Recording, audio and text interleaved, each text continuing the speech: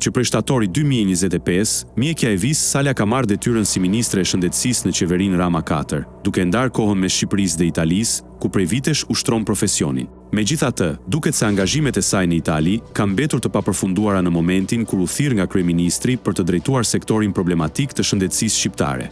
Vetëm pak ditë pasi mori postin, u raportua se Sala u largua për rreth 2 javë nga ministria, ndoshta për të kryer dorëzimet e detyrave në Fakultetin e Mjekësisë në Rom. Por duket se ky afat nuk ka qenë i mjaftueshëm, pasi ministra ka vijuar udhëtime drejt Italisë, të cilat i prezanton si takime pune me autoritetet të huaja.